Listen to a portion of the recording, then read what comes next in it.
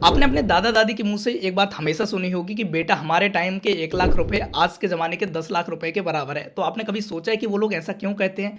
उनके कहने का मुद्दा ये होता है कि बेटा महंगाई हर साल बढ़ती जा रही है। तो आपको भी ये पता होगा, आपने कभी सुना होगा कि हमारे जो इंडिया का इन्फ्लेशन रेट है वो अबाउट 6 to 8% हर साल बढ़ता जाता है। इन्फ्लेशन रेट को हम महंगाई भी कहते हैं कि हर साल आपकी जो महंगाई है बढ़ रही है। यानी कि आज का जो आपका 100 रुपये है वो अगले साल 100 रुपये के बराबर नहीं रहेगा।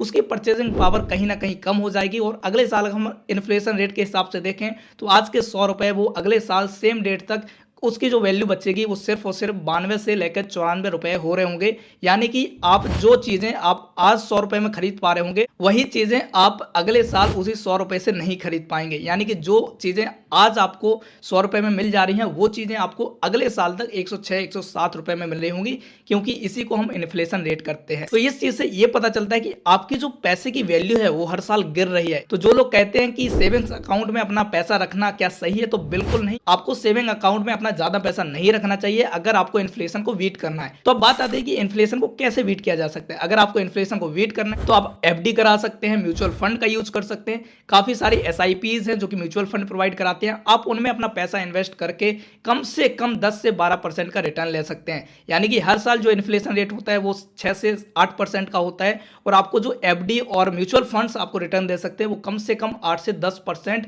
मिनिमम होता ही होता है। यानी कि आपकी इस साल के 100 रुपए अगले साल भी 100 रुपए अगर आपको वैल्यू बनानी है तो फिर आपको सेविंग अकाउंट से हटकर म्यूचुअल फंड की तरफ जाना पड़ेगा। तब जाके आपके जो पैसे हैं उनकी वैल्यू सही रहेगी। वरना आज के 100 रुपए अगले साल के 92 रुपए हो जाएंगे। ये चीज आपको समझनी पड़ेगी। तो अगर आपको भी लगता है कि अपने पैसे बचाने हैं तो आप म्यूचुअल फंड या फिर एफडी का यूज कर सकते हैं। और अगर आपका कोई ऐसा दोस्त है जिसको भी इसकी जरूरत है तो आप उनको जरूर भेजिएगा ताकि उनके कुछ पैसे बच सके।